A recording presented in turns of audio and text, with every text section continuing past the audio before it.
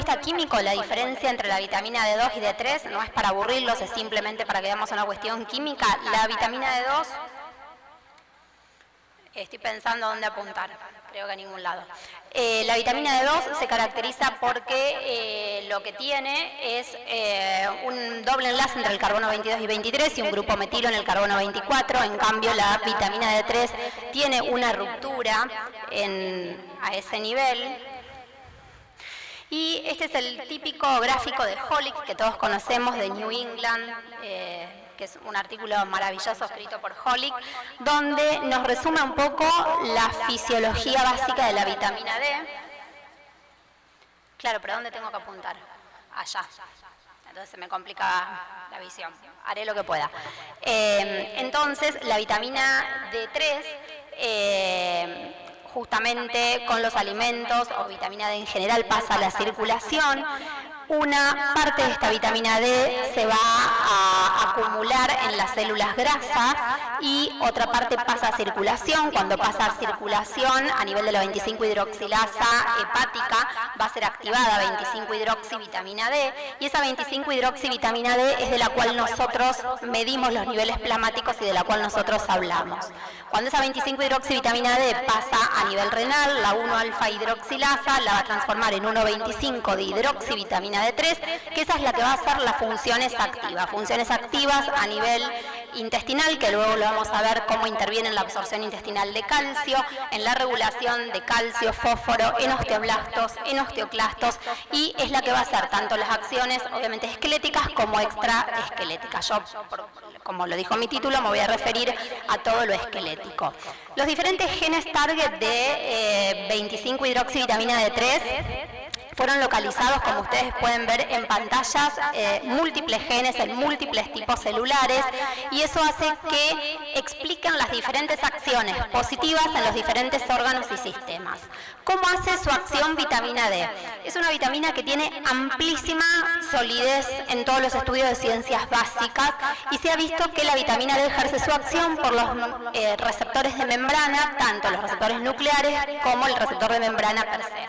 En los receptores de membrana, a ver si me sale, acá en los receptores de membrana, vitamina D puede hacer sus acciones vía el ácido fosfolípido o vía ácido araquidónico, por inositol trifosfato, hace una acción indirecta a través del retículo endoplasmático liberando iones de calcio, y por vía del ácido araquidónico en la proteína G, la fosfolipasa C y toda la vía RAS, RAF, MEC y MAP, lo que hace es activa a los elementos de respuesta del DNA para modular genes específicos y acciones biológicas. Estas son las acciones genómicas lentas, estas son las acciones no genómicas y rápidas mediadas de vitamina D.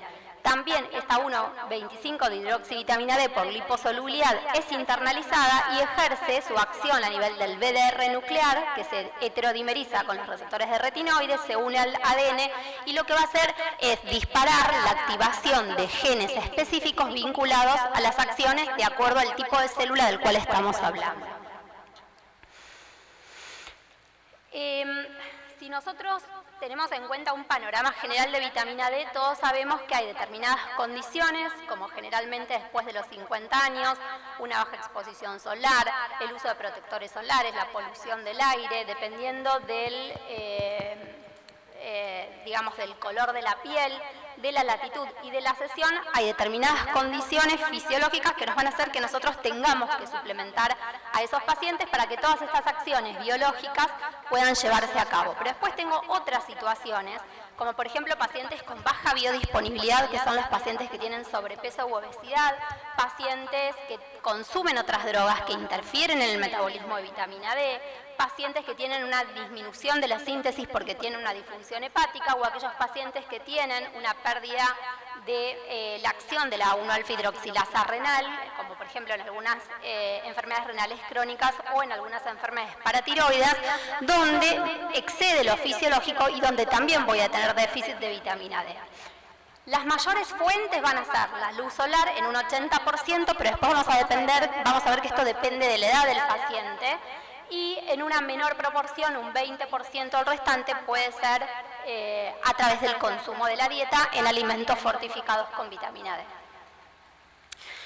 Esto me detengo a explicarlo porque es importante saber para qué la estamos dando, ¿sí? El primer punto, cuando pensamos en efectos esqueléticos, es absorción de calcio. Entonces, ¿en qué interviene en lo que es absorción de calcio?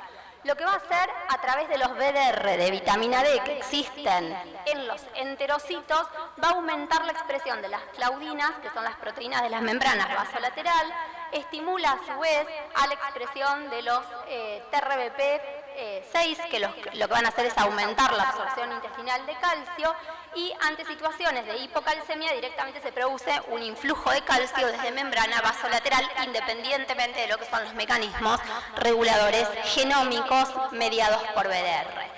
Entonces, tener buenos niveles de vitamina D lo que va a hacer es que yo tenga una absorción adecuada de calcio. Si no tengo esta absorción adecuada de calcio, el organismo lo que va a generar es un estado de hiperparatiroidismo secundario. Esta es la pregunta del millón. Todos los pacientes dicen, pero yo tengo niveles normales, doctora, de calcio. Siempre vamos a tener niveles normales de calcio hasta estadios más comprometidos, porque el organismo justamente toma el esqueleto como un gran reservorio de calcio para mantener calcemias y para evitar, entre otras cosas, lo que son las arritmias cardíacas.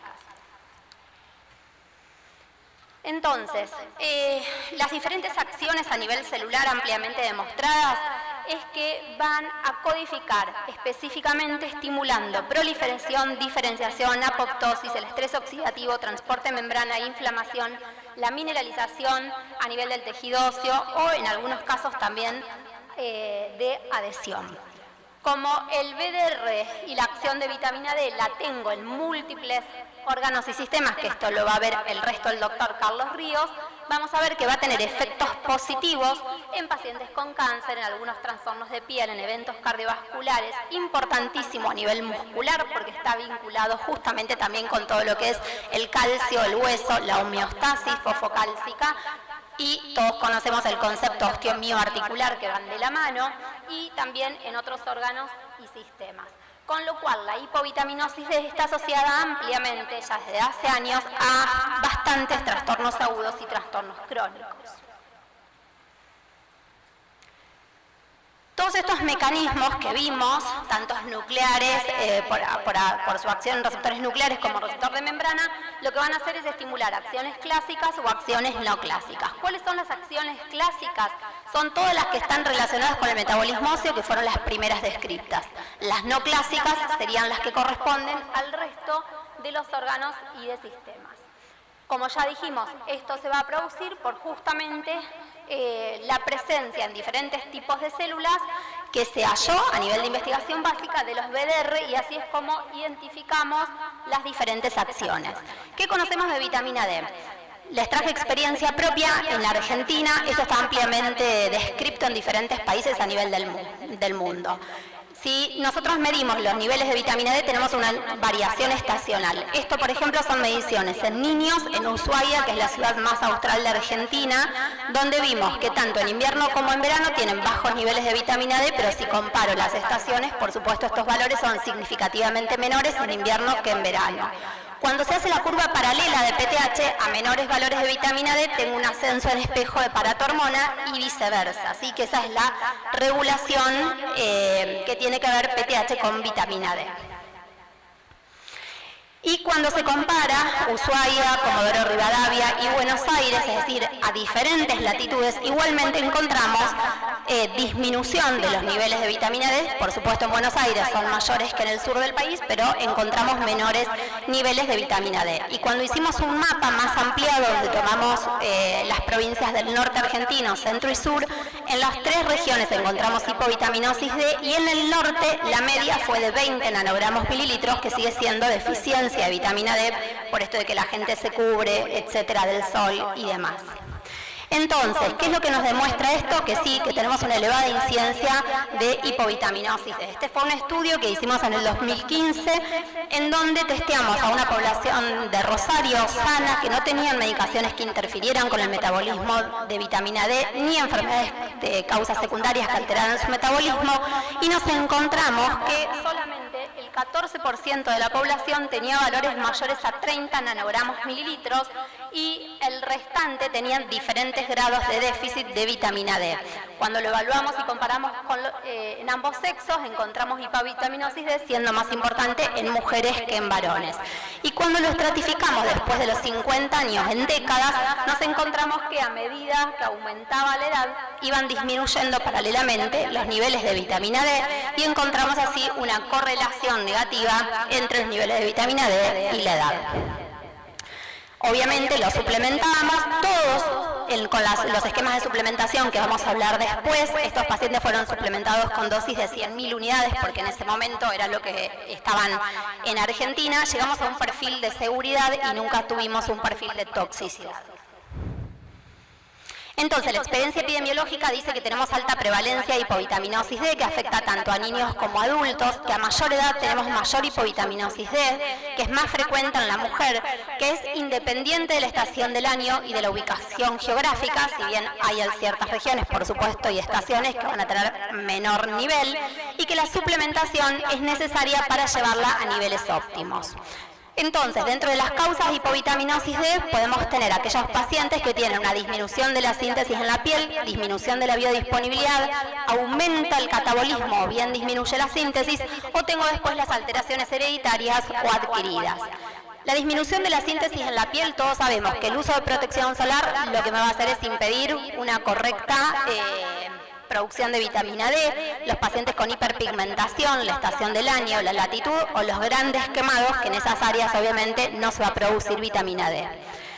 Los pacientes que tienen disminución de la disponibilidad generalmente están asociadas a patologías de mala absorción, son sumamente comunes en los pacientes con enfermedad celíaca, que obviamente no vamos a absorber vitaminas liposolubles, en los pacientes obesos o con sobrepeso por el secuestro de la vitamina D en el tejido óseo, y los pacientes con cirugías bariátricas, que además de esto tienen muchísimas alteraciones en el metabolismo óseo.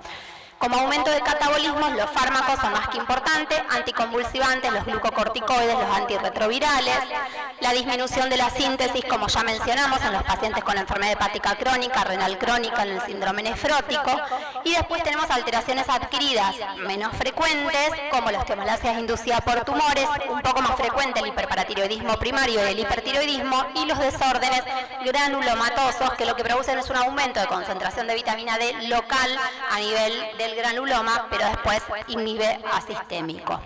Dentro de las alteraciones hereditarias, los raquitismos dependientes de vitamina D, los resistentes de vitamina D y luego los raquitismos hipofosfatémicos ligados al X. Con lo cual, sabemos que la vitamina D interviene en la absorción de calcio y de fosfato, aumenta los niveles de calcemia, en hueso favorece la mineralización ósea, la medición sérica representa los niveles totales de vitamina D, la forma activa sabemos que es la 1,25 de hidroxivitamina D, y también, que lo pasé rápido y no lo mencioné, tenemos una válvula de escape que es la 24-hidroxilasa renal, que en caso de toxicidad o de llegar a niveles más allá de los normales, la 24-hidroxilasa renal se encarga en inactivarla y su producto de inactivación es eliminado por sales biliares. ¿En qué influye entonces la disminución de la vitamina D? Si tengo disminución de la vitamina D, va a impactar en acciones las clásicas y las no clásicas por ambas vías, genómicas y no genómicas. Esas acciones clásicas a nivel del hueso va a producir retraso de crecimiento en los chicos, deformidades esqueléticas severas, en adultos va a exacerbar la osteopenia, va obviamente a exacerbar y a producir algunas cuestiones que después las podemos ver en la charla, en las preguntas, en osteoporosis, aumenta el riesgo de fractura osteoporótica, en algunos casos causa osteomalacia, y después tenemos el gran capítulo que es de la sarcopenia o debilidad muscular asociada al déficit de vitamina D. Todos ya saben lo que es la osteoporosis, es una reducción de la masa ósea asociada a una alteración de la microarquitectura, que eso me va a dar mayor fragilidad ósea, mayor riesgo de aumento de fractura. Y se ha visto que en la osteoporosis posmenopáusica con hipovitaminosis D, los pacientes van a tener mayor prevalencia de fracturas, menor masa ósea, y también se sabe que si mantenemos niveles promedios entre 20 y 29 nanogramos mililitros, el riesgo de fractura ya disminuye un 20%. Pero lo que es más importante, y es uno de los conceptos que me interesaría que se lleven básicamente a nivel óseo, es que mantener niveles de vitamina D superiores a 33, por supuesto dentro del rango de lo normal, es lo que mejor diferencia a pacientes respondedores de no respondedores. En nuestro centro, la principal causa de no respondedor a la medicación de osteoporosis son pacientes que no tienen ingesta adecuada de calcio y niveles suficientes de vitamina D. Eso lo pueden ver en los resultados del registro BAF. Tenemos otro escenario, que es la osteoporosis inducida por corticoide, que no voy a hablar de ella, pero sí resumirlo en este gráfico. Los corticoides disminuyen la absorción intestinal de calcio, inhiben la reabsorción tubular del mismo, generan sarcopenia y generan desmineralización ósea. La vitamina D es la única que tiene los efectos opuestos a corticoides, con lo cual hoy en día no se permite que un paciente que esté bajo tratamiento por corticoides, sea inhalatorios, orales, intramusculares de depósito, no tenga suplementación con vitamina D.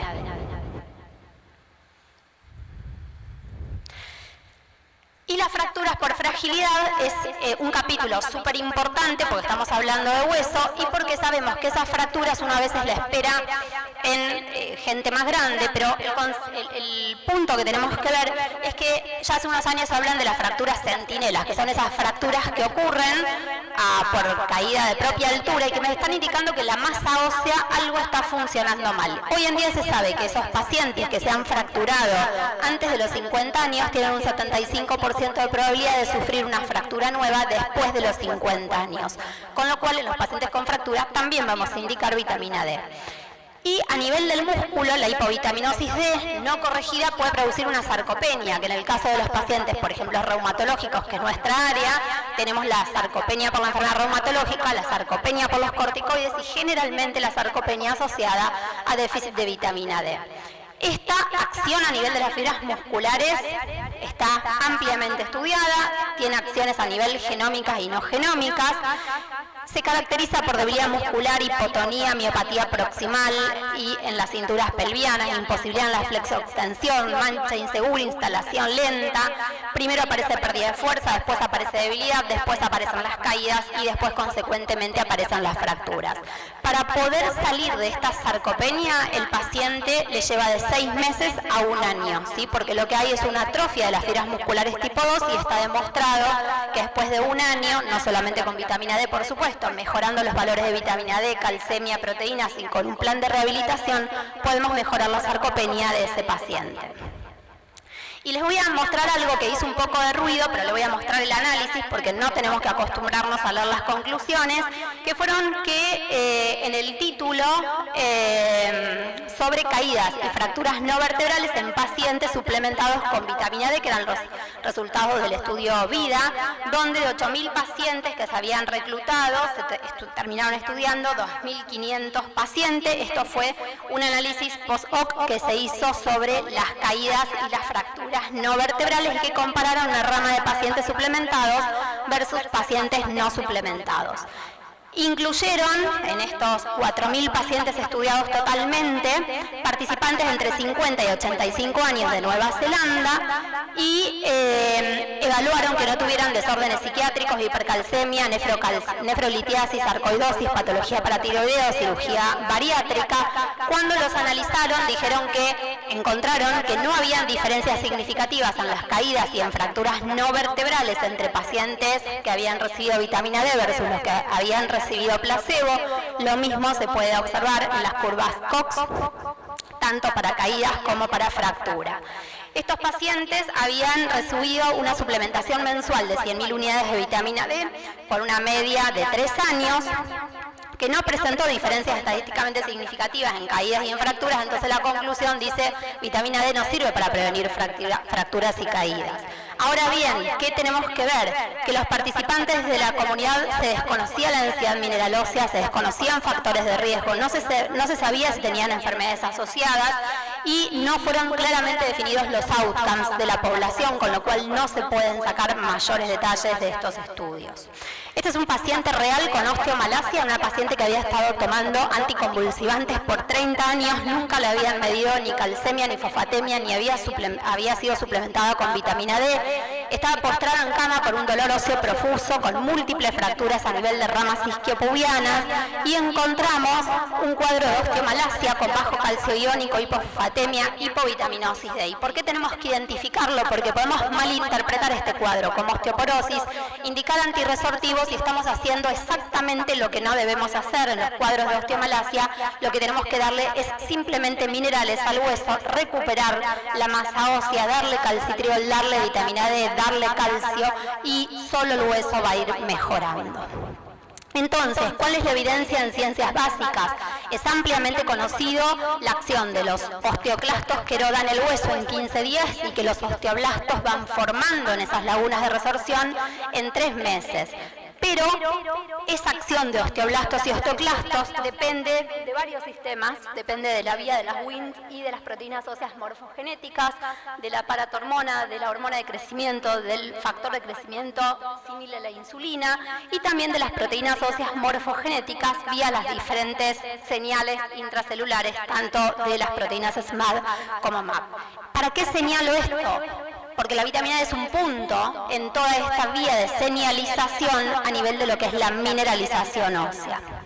Este es un consenso de Justini y colaboradores, en donde justamente aquella población remarcan deficiente de vitamina D, pacientes adultos mayores que tienen eventos adversos a nivel esquelético como reducción de la densidad mineral ósea, aumento del riesgo de caída, osteomalasias, caídas y fracturas, tengo que hacer la suplementación adecuada con calcio y con vitamina D. Y este paper, publicado en el 2023, también de Justina, refleja lo mismo que nosotros habíamos visto en el 2015, que los valores de vitamina D van a depender de la edad del paciente y que por más que a ese paciente de 70 años lo expongamos al sol, no va a producir mayores niveles de vitamina D, lo que va a hacer es mantener esa medida constante y que necesitan suplementación. Entonces, justamente esta suplementación, tenemos la suplementación farmacológica, la de las comidas, la que tienen que ver con la exposición solar. Todos los aumentos de riesgo ya los vimos y no los voy a marear en eso. Y también decirles unas palabras que tienen, como va a decir el doctor Carlos Riora, los otros efectos no esqueléticos de vitamina D, nosotros encontramos asociación positiva entre los pacientes que tenían mejores niveles de vitamina D, tienen menor tasa de hospitalización por neumonías y neumonías menos severas, y nuestra experiencia en artritis reumatoidea, que a mejor vitamina D, mejor actividad de la enfermedad en nuestros pacientes. Este es un gráfico muy importante donde nos dice cuál es el daño del ADN en la exposición solar, cuál es el que me produce quemadura y dónde tengo asíntesis de vitamina D. Es decir, que con bajos niveles de exposición solar yo puedo mantener síntesis sin generar daños dérmicos. La evidencia en vitamina D cada vez crece más. Este es un gráfico que salió en el 2023 en PubMed de cómo se iba ampliando la información a nivel de ciencias básicas. La deficiencia está perfectamente descrita en esta revisión de Polonia, donde siempre en las revisiones se dan las medias diarias seguras, en donde tanto en adolescentes como en adultos mayores y aún en mujeres embarazadas una media de 4.000 unidades día, y en adultos mayores que puede llegar hasta 10.000 unidades día son seguros. Para ir finalizando, la vitamina D entonces es esencial para prevenir el raquitismo, la osteomalacia, para la reparación de las fracturas. Hay que hacerlo con una adecuada administración de calcio. La deficiencia está asociada a disfunción muscular, sarcopenias y caídas. Y los niveles de vitamina D, los que nosotros consideramos como óptimos, nosotros solos no, un montón de posiciones internacionales, son mayores a 30 nanogramos mililitros y niveles de toxicidad mayores a 100 nanogramos mililitros, que realmente nunca se llegan con las dosis que nosotros utilizamos, que son estas, y las podemos hablar en el momento de preguntas.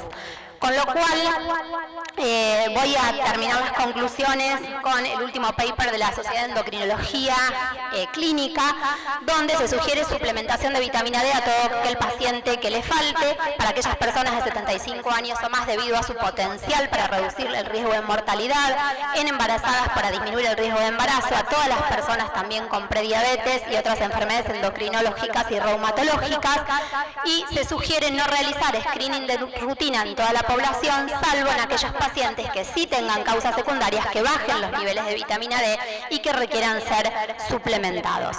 Muchísimas gracias, Adiós, muchísimas gracias a ustedes y le doy la palabra al doctor Carlos Río. Muchísimas gracias, doctora Brance.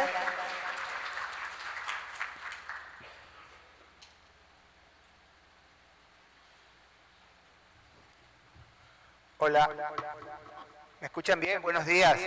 Bueno, ¿cómo les va? Muchísimas gracias al laboratorio por darme y a ustedes por estar acá. Va a tocar a mí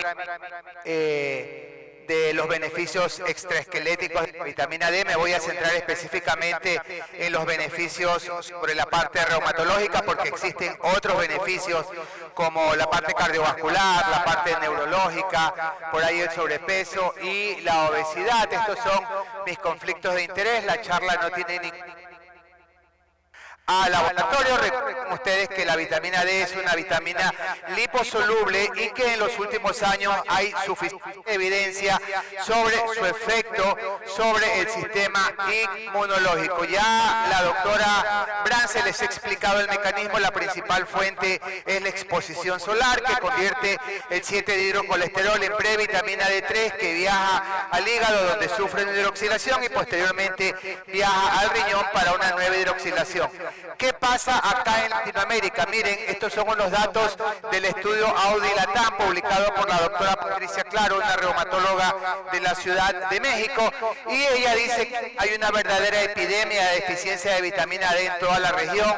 La prevalencia es 59% para Chile, 63% para Uruguay, 75% Paraguay, en Ecuador, donde yo vivo, 70%, y hay unos datos publicados acá en Perú por el doctor Vidal en pacientes osteoporosis, que indica que hasta el 95% de los pacientes que él había visto en algún lugar tenían deficiencia de vitamina D. Y aquí tienen algunos de los efectos de los que estamos hablando. Miren, la protección renal, la protección cardiovascular, la disminución de la presión arterial y la disminución del riesgo de mortalidad cardiovascular y un efecto sobre el sistema inmunológico, del cual vamos a hablar un poco más adelante. Esta diapositiva es para que veamos la importancia de la vitamina D del embarazo, la lactancia, la adolescencia, la edad adulta temprana, media en ancianos. Y miren ustedes que hay información que indican que las mujeres que quedan embarazadas con niveles adecuados de vitamina D tienen menos riesgo de preeclampsia, tienen menos riesgo de aborto, tienen menos riesgo de parto prematuro, y los niños de mujeres que nacen con niveles adecuados de vitamina D tienen menos infecciones a nivel del sistema respiratorio. Y miren que la vitamina D disminuye el riesgo de asma, ayuda en el desarrollo mental, disminuye el riesgo de enfermedades a nivel del hueso, protege las fracturas y protege las caídas. Ya vieron esto ustedes hace un momento, todas las causas de deficiencia de vitamina D, pero me quiero centrar en las enfermedades asociadas, y miren que hay suficiente información sobre el aumento del riesgo de enfermedades a nivel del sistema nervioso, aumento del riesgo de infecciones, COVID, sepsis, tuberculosis, enfermedades musculares, pero miren que hay más riesgo de artritis reumatoidea, de diabetes, de psoriasis, de vitiligo y de enfermedades a nivel del sistema central. Si uno busca información sobre vitamina D y enfermedades autoinmunes, miren la última revisión que hice el 21 de octubre del año 2025, solamente este año hay 192 publicaciones y en general hay cerca de 5.200 publicaciones que relacionan los beneficios de la vitamina D con las enfermedades autoinmunes. Estos son unos datos que publicamos hace algunos años, ahí en el año 2017, agarramos a algunos de nuestros pacientes de la consulta y le medimos los niveles de vitamina D, y miren ustedes que para los pacientes con fibromialgia 76% por debajo de 30 nanogramos, para artritis reumatoidea 70%, para osteoporosis 71% y para osteoartritis 53%, algo parecido a lo que ya le habíamos medido a nosotros normales en la ciudad de Guayaquil. Y voy a empezar describiéndole algunas cosas interesantes. Miren, vitamina D durante el embarazo y el riesgo de esclerosis múltiple en una población en Finlandia. Y entonces ellos dicen que niveles inadecuados durante el embarazo, menos de 12 nanogramos, se asocian con un incremento del 90% del riesgo de que los pacientes desarrollen esclerosis múltiple. Por eso es importante que las mujeres embarazadas estén perfectamente suplementadas. Y por cada 4 nanogramos que incrementan los niveles de vitamina D, el riesgo de esclerosis múltiple disminuye un 43%. Y miren ustedes aquí, menos de 30 nanogramos y más de 50, y miren cómo el riesgo se duplica de forma exponencial en los pacientes. Y esto está publicado recientemente este año 2025, aquí en JAMA, y dice que altas dosis de vitamina D son adecuadas para pacientes con esclerosis múltiples.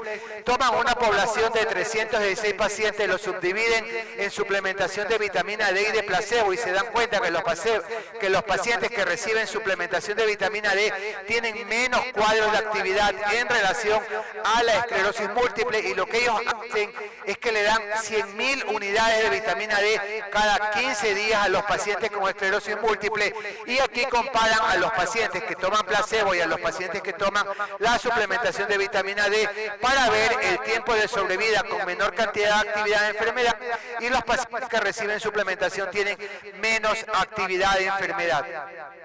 Esto que está aquí es el estudio vital, un estudio bastante interesante porque ellos evalúan a una población muy importante de pacientes, cerca de 26.000 pacientes, mitad hombres, mitad mujeres, los suplementan con 2.000 unidades de vitamina D o placebo y le dan ácidos grasos omega 3, y el objetivo del estudio fue evaluar enfermedades autoinmunes confirmadas y probables como AR, polimialgia reumática, enfermedad tiroidea, artritis psoriática, entre otras. ¿Qué encontraron ellos? Que cuando evaluaron enfermedades autoinmunes confirmadas, el grupo de vitamina D tenía menos enfermedades autoinmunes comparadas contra el grupo placebo, y cuando evaluaron a las autoinmunes confirmadas más las probables, sucedió exactamente lo mismo, 170 contra 209, y todo esto tenía una pi estadísticamente significativa. Y miren ustedes las curvas acá, aquí en la incidencia en activos, o sea, en placebo amarillo y en vitamina D azul, y los pacientes que recibían el placebo tenían mayor cantidad de enfermedades autoinmunes confirmadas comparados contra los que se suplementaban con vitamina D. Este estudio vital continuó en el tiempo, le suspendieron la suplementación a los pacientes de 2.000 unidades de vitamina D luego de 2 años, y miren ustedes que 2 años después de la finalización del ensayo, los efectos protectores se disiparon. Moraleja, los pacientes tienen que estar siempre perfectamente suplementados con nivel de vitamina D. Suplementarlos con exposición solar no es una buena opción. Por tanto, si usted tiene pacientes que están en riesgo de desarrollar enfermedades autoinmunes, usted tiene que tratar de tenerlos en niveles óptimos entre 50 y 60 nanogramos por mililitro.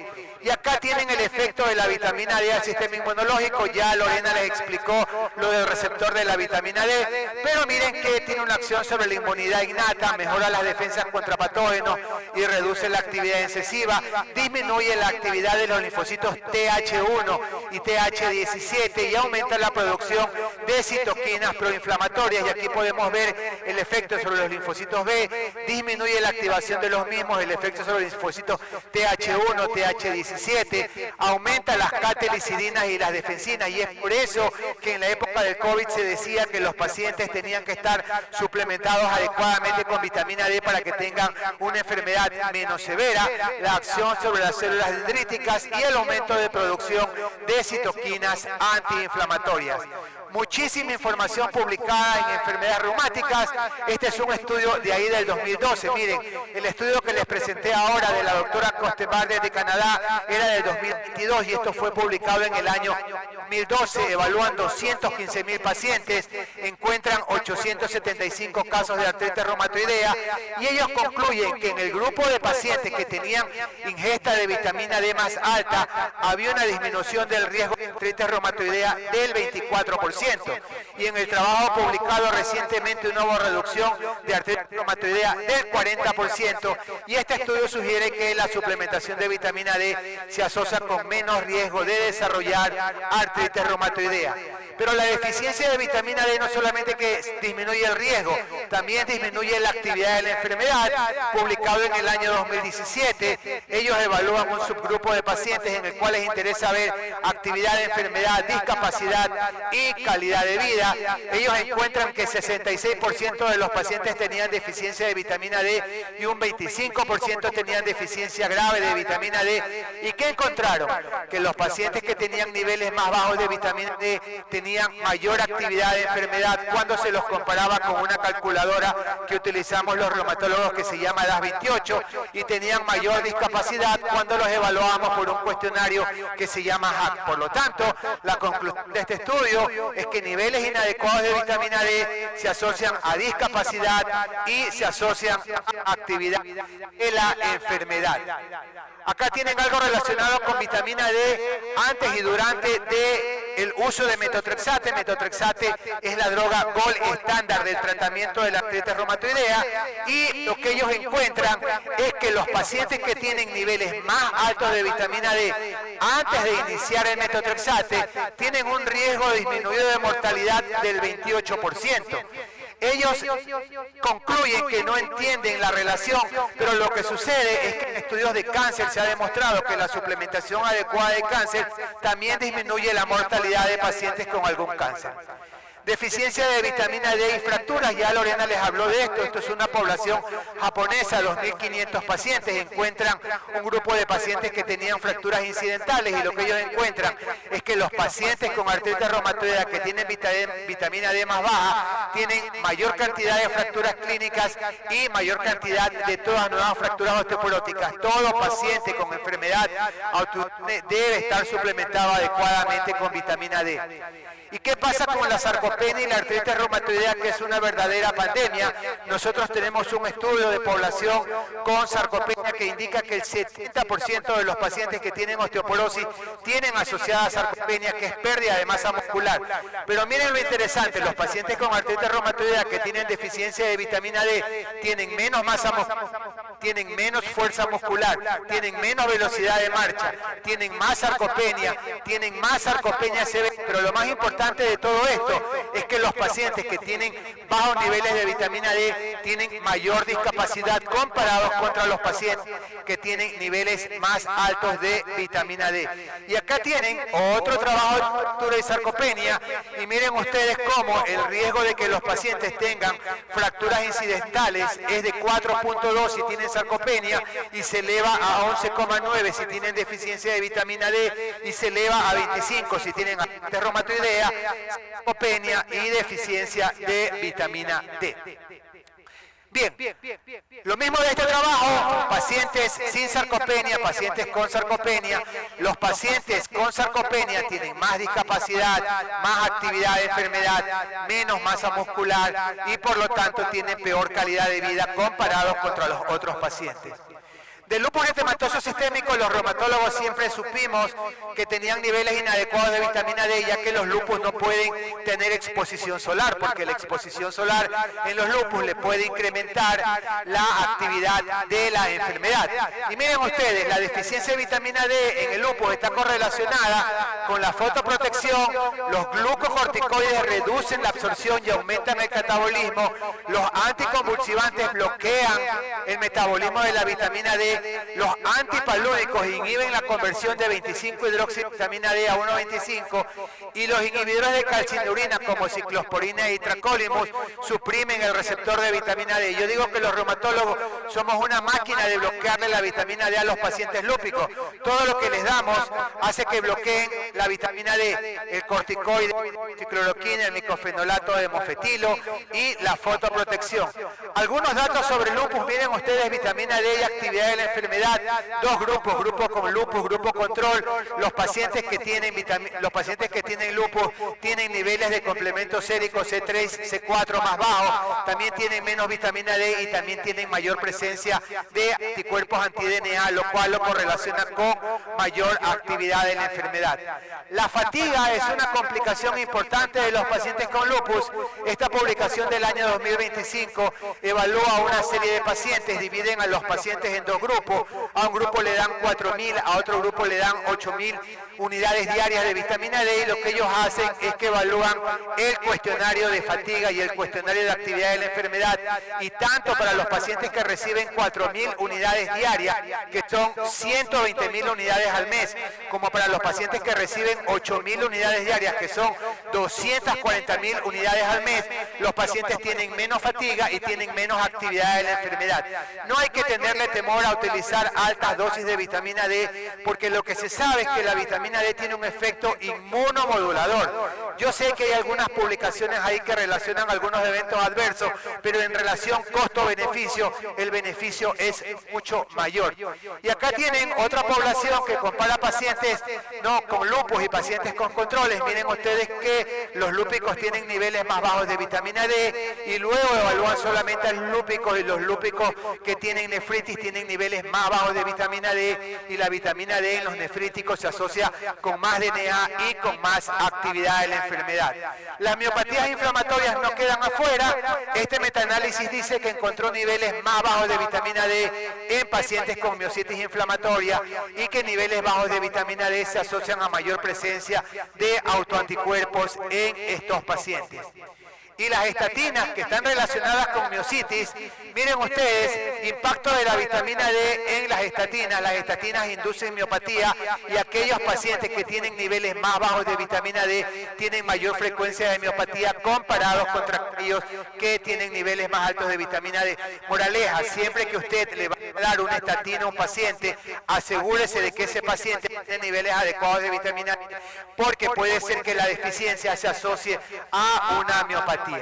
Y la fibromialgia, que no es una enfermedad autoinmune, pero que la vemos habitualmente los reumatólogos y que está asociado a dolor generalizado mal definido. Miren ustedes, aquí tienen un estudio de presuplementación y postsuplementación, inicialmente 18 nanogramos, posteriormente 33, y cuando ellos evalúan la cantidad de puntos fibrocíticos positivos, 17 inicialmente, posteriormente 10, pero miren cómo el VAS del dolor disminuye sustancialmente con una pi de 0.02. Esta es una tabla creada por el doctor Luis Vidal de acá de Perú. Sí, él es médico reumatólogo, y miren ustedes cómo Luis hizo una comparación entre fibromialgia y deficiencia de vitamina D, y prácticamente son iguales. Mialgia, fatiga, intolerancia al ejercicio, cefalea, debilidad muscular, ansiedad y depresión, y la única diferencia son los puntos dolorosos. Y nosotros a esta tabla le agregamos otro ítem más acá, que es menopausia. Y miren ustedes que la menopausia es idéntica, tiene mialgia, fatiga, intolerancia, cefalea, solamente lo diferencia los sofocos, los calores y la irritabilidad. Toda mujer en etapa premenopáusica también requiere evaluación y medición de los niveles de vitamina D, porque por ahí usted le puede mejorar la calidad de vida a esos pacientes. Hace algún tiempo nosotros evaluamos un pequeño grupo de pacientes y encontramos que nuestros pacientes con fibromialgia, que tenían niveles más bajos de vitamina D, consumían niveles más altos de pregabalina. Por lo tanto, en fibromialgia es mandatorio medir y suplementar vitamina D a los pacientes. Esto que está aquí es interesantísimo, se llama estudio Coimbra o protocolo Coimbra, fue publicado en el año 2013. Esto es un estudio en el cual evalúan altas dosis de vitamina D en pacientes con vitiligo y psoriasis. Ellos le dan a los pacientes 35.000 unidades por día de vitamina D, o sea, 1 millón de unidades de vitamina D. No les quiero decir que hay que hacer eso, simplemente para enseñarles a ustedes cómo tiene un efecto inmunomodulador la vitamina D, y aquí tienen dos ejemplos. Este es un paciente que tiene psoriasis cutánea y le hacen un cuestionario de actividad de la psoriasis cutánea que se llama PASI, y el cuestionario pasa de 31 al inicio a 18 posteriormente. Y acá tienen otro ejemplo de otro paciente, y este es paciente con vitiligo, y miren ustedes como esta señora que recibe 35.000 unidades de vitamina D mejora sustancialmente las lesiones cutáneas. Y acá tienen otro ejemplo. Alguien me va a decir, bueno doctor, pero es una locura, demasiada vitamina D, porque los pacientes pueden tener hipercalcemia, náuseas, vómitos y toxicidad. Entonces más recientemente apareció esta publicación en el año 2022 de los datos de seguridad del protocolo Coimbra, y los datos de seguridad lo hicieron en una población interesante de enfermedades autoinmunes 319 pacientes y posteriormente evaluaron los niveles de calcio, se mantuvieron estables, la creatinina se mantuvo estable, ¿sí? Acá tienen ustedes la depuración de creatinina y la cistina C, todos se mantuvieron estables. Ojo, el estudio tiene un truco, le suspendieron calcio a los pacientes y los hidrataron, ¿sí? Le dieron vitamina D y calcio permanentemente. Esto que está aquí simplemente se los enseño para que ustedes vean que en algunos pacientes se requieren niveles más altos de vitamina D.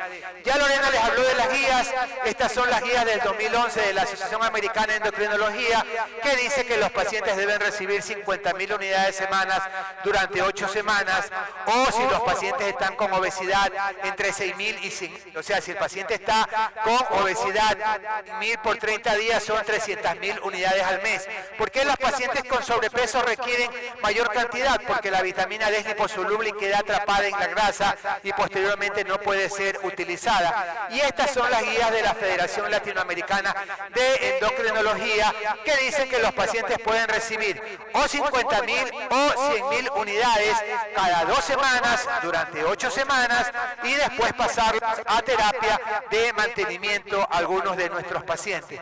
Ya sabemos que los niveles normales están por encima de 30 y que los tóxicos están habitualmente por encima de 150 nanogramos por mililitro. Esta es la diapositiva más importante de la charla. Esta es la que se tiene que llevar a su casa. Lo importante es suplementar a los pacientes. Usted tiene a la mano toda una serie de presentaciones, pero lo importante es el objetivo. ¿Qué quiere hacer usted? Doctor, lo que yo quiero es mantener el hueso y la parte muscular. Bueno, lleve al paciente por encima de 30 nanogramos, porque por encima de 30 nanogramos usted reduce el riesgo un 50%. No, doctor, mi paciente tiene artritis reumatoidea. Ah, su paciente tiene artritis reumatoidea. Llévelo por encima de 50, 60 o 70, porque 60 o 70 sirve para el sistema inmunológico y disminuye en un 80% el riesgo de complicaciones. Y para los pacientes con cáncer hay que pasarlos por encima de 50 y para los pacientes con infecciones por encima de 50 nanogramos por mililitros. ¿Cada cuánto tiempo hay que evaluar a los pacientes? Depende. Si voy a llenar los depósitos cada 3 meses, pero si el paciente tiene niveles óptimos y el riesgo es poco, cada 12 meses. ¿A quién suplementar? Miren, solamente les voy a leer unas cositas. A los músculos esqueléticos, a los pacientes con enfermedades endócrinas, a los que tienen trastornos de malabsorción, a los renales, a los cutáneos, a los que tienen problemas de menor producción en la piel, a los pacientes que utilizan medicamentos, a los pacientes que tienen enfermedades del sistema nervioso central y a todas las enfermedades autoinmunes. Si yo vivo en una ciudad o en un país donde el 70 al 75% de la población tiene niveles inadecuados de la vitamina D, mi forma personal de pensar es que hay que medirle vitamina D a todos los pacientes. Y estoy en contra de la última publicación del Colegio Americano de Endocrinología que dice que tenemos que suplementar al ojo. Suplementar al ojo es como darle antidiabéticos a un paciente sin saber cuánto tiene de glucosa o darle insulina sin saber cuánto tiene de glucosa. Entonces, mi recomendación es que le midan al menos la primera vez a todos. Y miren ustedes que para complicarnos la vida aparece esta publicación del 31 de enero del año 2025 que dice que hay anticuerpos contra vitamina D. Obvio, todavía no hay kit comerciales para medir, pero este estudio dice que por ahí la presencia de anticuerpos en enfermedades autoinmunes como lupus eritematoso sistémico y esclerosis sistémica puede ir entre el 5% y el 90% y en el futuro seguramente tendremos más datos de estos. Para llevar a casa, lo adecuado siempre es medir, para saber a dónde quiere llegar usted, porque no es lo mismo que empiece en un paciente con 10 que con 30, y no es lo mismo un paciente con osteoporosis que un paciente con lupus. Establecer el estatus de vitamina D, deficiencia, insuficiencia, suficiencia. Las dosis a utilizar con la que usted se sienta más cómodo y con la que el paciente cumpla el tratamiento. Recordar los eventos adversos, hipercalcemia, hipercalciuria y tener un objetivo terapéutico a dónde llevar a los pacientes. Bueno, muchísimas gracias por haber escuchado. Ese código QR es el código QR de la presentación. Tómenle foto, cargar la presentación porque ya el día de mañana ya no va a estar activo. Y si tienen alguna pregunta se la contestaré con mucho gusto. Me porté bien. Excelente, doctor. Muchas gracias. Tiempo. Muchísimas gracias a ambos. Ahora los tenemos aquí con nosotros para pasar al panel de discusión y preguntas. Están abiertos para que cualquiera del público que desee hacer una pregunta al doctor Ríos o a la doctora Brance y también absolver alguna duda o pregunta. Gracias.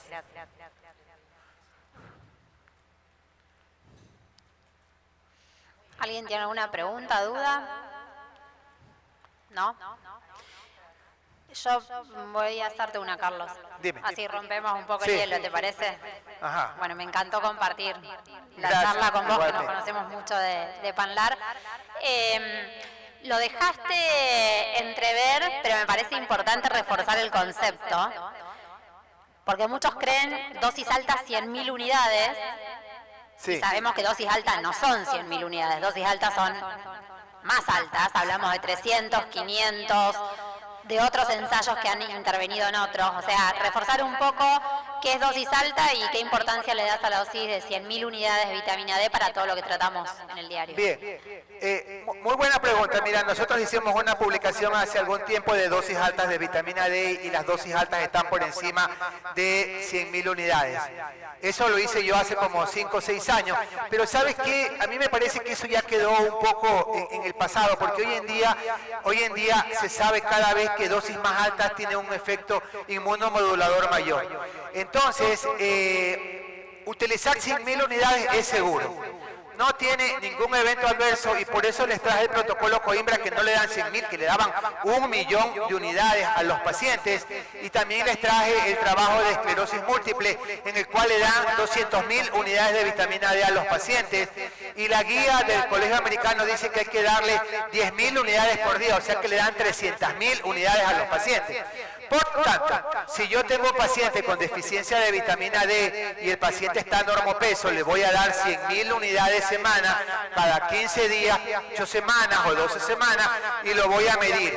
Y si el paciente está con sobrepeso y obesidad, por ahí un IMC mayor de 30, a pesar de que ya sabemos que el IMC va a cambiar y hay que utilizar el índice peso, talla, circunferencia abdominal, le voy a dar 300.000 unidades al mes, o sea, una tableta cada 10 días. Y luego posteriormente para mantenimiento, si el paciente ya llegó a niveles normales y el paciente está normopeso, ese paciente puede andar tranquilamente con una tableta al mes, y si el paciente está con sobrepeso, con 2 tabletas al mes. Así que hoy en día hay que perderle esto del miedo que teníamos antes, de que si la dosis era de 100.000, de 150.000 y los eventos adversos. He discutido contigo, hemos conversado contigo que a veces esto del incremento del riesgo de caídas es difícil de establecerlo, porque muchas veces son pacientes adultos mayores. La única indicación que yo les daría es que si tienen un paciente que tiene incrementado el riesgo de caídas, uno tiene que tener precaución con otros factores. Los antidiabéticos incrementan el riesgo de caídas. Los antihipertensivos incrementan el riesgo de caídas a los pacientes. Los trastornos oculares incrementan el riesgo de caídas a los pacientes. La sarcopenia es la primera causa de caídas en los pacientes. Entonces, es difícil echarle la culpa de la vitamina D a las caídas. Primero, descarte otra causa y luego lo de la vitamina D. Bueno, ahí me diste pie para... Ahora me diste pie para una cosa y creo que me van a apoyar en lo que voy a decir. Si nosotros de Latinoamérica mandamos los resultados de esos trabajos a publicar, nos lo devolvían con un monio. Sí. Si lo publican otras áreas que no sean Latinoamérica, geográficas, se lo aceptan. Así es. Tiene un montón de defectos metodológicos, un montón de factores confundidores, y más allá de que hay un montón de medicaciones, trastornos oculares, todo lo que ya sabemos que originan caídas, es un 2 más 2, 4 en medicina y más para todo lo que es metabolismo óseo. Si yo tengo caídas es porque tengo algo también que tiene que ver con la inestabilidad, con el reflejo propioceptivo. La masa muscular no es acorde y la principal causa de caída es una deficiente masa muscular. Sí. Y algo que todo el mundo se olvida y que no fue estudiado en esos trabajos es evaluarle la sarcopenia a esos pacientes, porque una cosa son llegar a los 30 nanogramos para absorber calcio y para que el osteoblasto mineralice, y otra cosa muy distinta es tratar de sacarlos de la sarcopenia, que al tratar de sacarlo de la sarcopenia, y cuando lo logramos sacar y mejoramos la atrofia de las fibras musculares tipo 2, ahí es cuando el paciente tiene recién una disminución de las caídas. Y en ese punto, la actividad física, tenemos que trabajar la fuerza, tenemos que trabajar, obviamente, lo aeróbico, pero lo cardiovascular, pero también tenemos que trabajar muchísimo la propiocepción de los pacientes y el equilibrio, que es lo que va a evitar las caídas, y es que es un capítulo que todo el mundo se olvida. Yo les quiero preguntar, acá estamos en un congreso de medicina interna, ¿cuántos de los que están acá interrogan por caídas a los pacientes? Poquito. 1, 2, 3, 4, 5, hay más manos. ¿Y cuántos de los que están acá le piden evaluación de sarcopenia a sus pacientes? Mire, 1, 2, 3, 4. ¿Cuántos le hacen el CT scan test a los pacientes? Levantaste acá el doctor es un experto en sarcopenia. Genial. Acá hay una pregunta, mira, el doctor está levantando la mano. Acá el micrófono, allá. Buenas tardes. Te van a dar el micrófono, doc. Perdóname. Aló. Buenas tardes, doctora Lorena France, doctor Carlos Ríos, muchas gracias por la exposición elocuente y que tenga una bonita estancia acá en Perú. Quería remarcar algunos puntos importantes, sobre todo de la doctora Lorena, la estadística, que casi un 80% tenemos un déficit de vitamina D en Argentina que se halló. Probablemente en Perú puede ser algo similar transpolándolo. Me da un punto de interés, sobre todo en la época del COVID, que había una discrepancia si utilizar vitamina D o no en los pacientes críticos. Y había muchas revisiones sobre ese tema, que sí había mayor sobrevida, habría menos estancia hospitalaria, menos tiempo en ventilación mecánica. Sin embargo, salió varios metaanálisis que dicen que no. Actualmente creo que hay algunas revisiones, sobre todo, que sí puede haber alguna mejoría. ¿Qué me dice al respecto, doctor? Yo tengo una respuesta personal para darte. En 2015 creo que fue, no me acuerdo bien el año, si no fue 15, 16, 17, publicamos un paper sobre pacientes con neumonía aguda de la comunidad. Eran cerca de 100 pacientes, los estratificamos en grado, le medimos a todos la vitamina D unificada en un único centro, extraída al mismo tiempo, mismo laboratorio, hicimos todo un protocolo de medición, o sea que no había variabilidad de nada.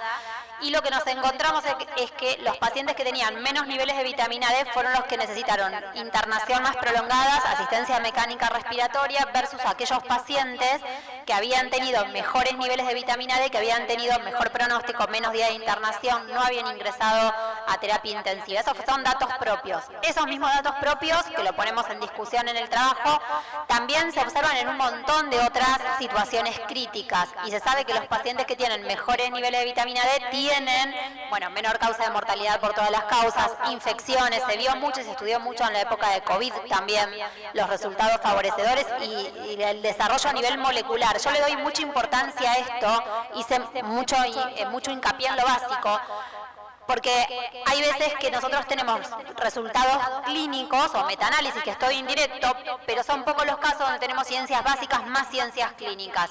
Y vitamina D tiene, tanto a nivel neoplásico, a nivel inmunológico, a nivel infeccioso y a nivel óseo, toda la demostración en ciencias básicas, y no es un punto menor, ¿sí? O sea, no son supuestos, no son hipótesis, sino que tenemos toda la demostración.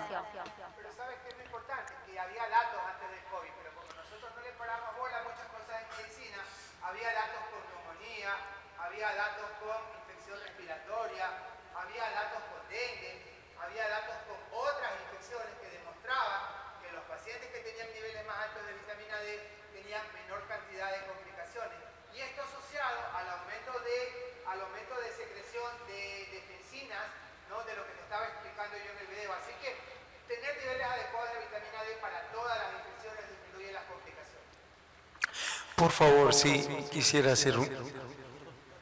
¿Sí? ¿Puedo? Por favor, quería un comentario sobre el tema que tenemos del uso del calcio con la vitamina D.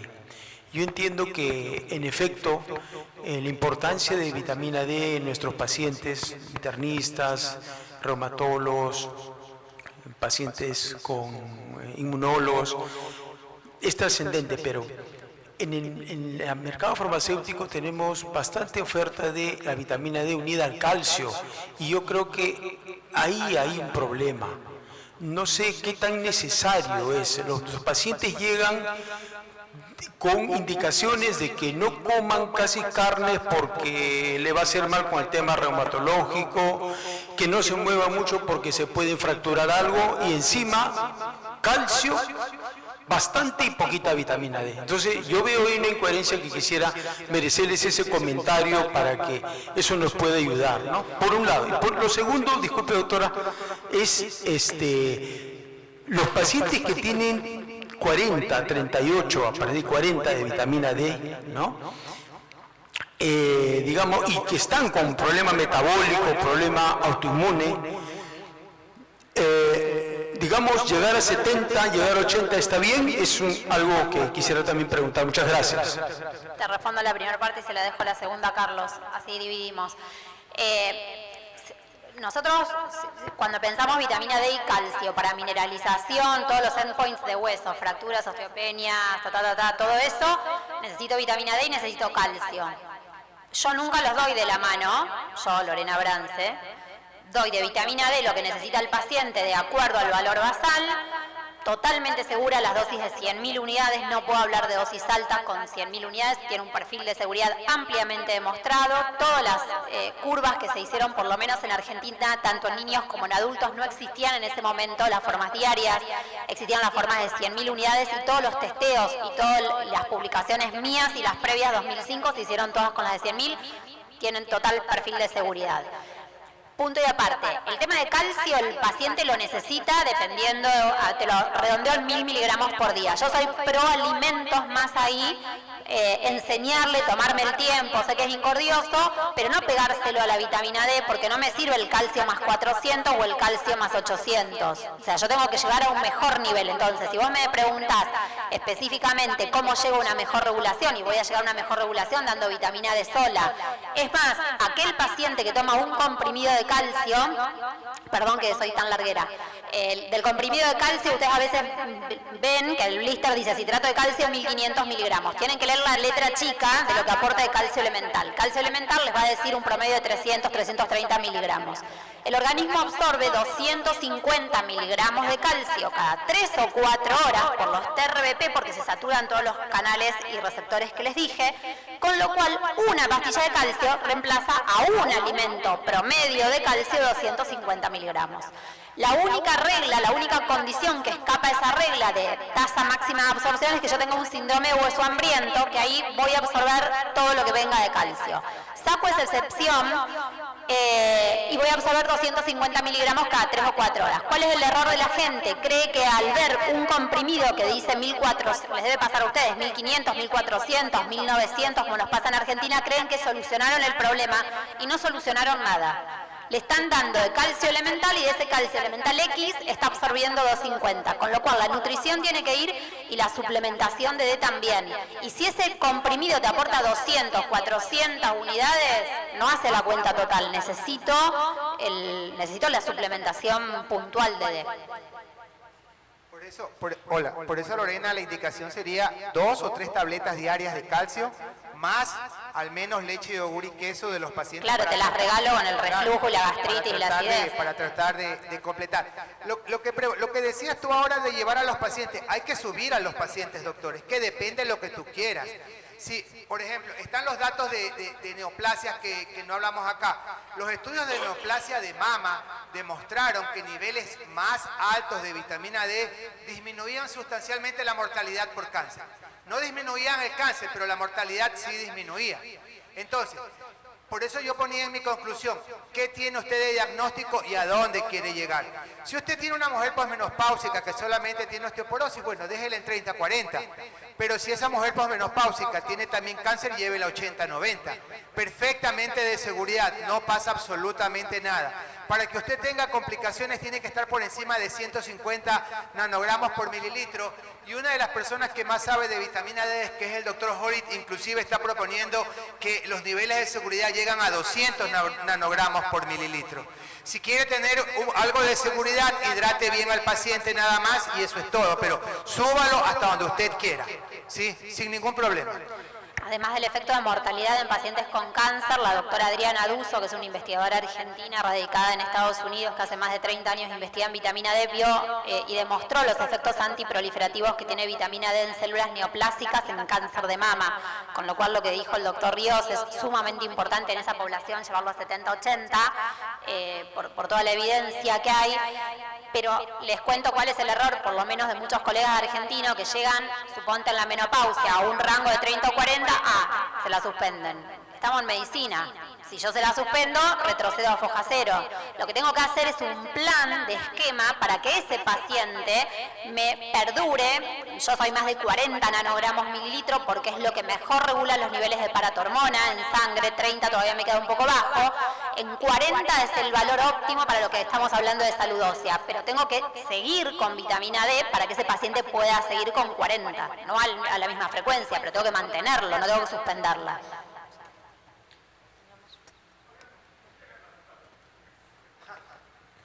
Allá tienen preguntas. Muchas gracias por la exposición.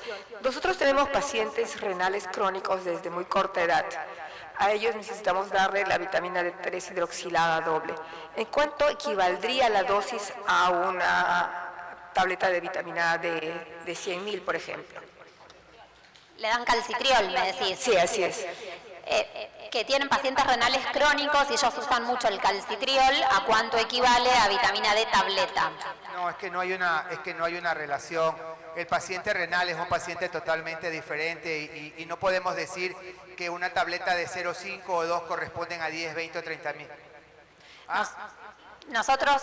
No, sí lo sé, pero la pregunta que tú me dices, ¿a cuánto corresponde una tableta de calcitriol con colecalciferol? No, yo... No lo conozco si existe. Nosotros sí usamos mucho calcitriol en todas las osteomalasias y el punto que nosotros controlamos son los niveles de calcemia y de calciuria en el paciente, y te perdí de vista, y a través de ellos hacemos la regulación. Sí, en renales crónicos hay una postura también del origen de ciencias básicas de la doctora Adriana Duso que dice, y lo hago, dar calcitriol para mantener la mejor homeostasis, pero aún así seguir dando vitamina D para que la poca 1-alfa hidroxilasa que está funcionando persista y no decaiga en su funcionamiento, cosa que adhiero totalmente. Entonces, aún así, incluso en las osteomalasias damos la D más el calcitriol. Y la regulación la hago por niveles de calcemia y calciuria, que es lo que me da perfil de seguridad, digamos. Bueno, creo que ya no hay más preguntas y también ya estamos sobre el tiempo. Agradecemos a todos por estas preguntas que nos han permitido ampliar y por supuesto a la doctora Lorena Brance y al doctor Carlos Ríos que vienen a visitarnos en esta ocasión. Muchísimas gracias.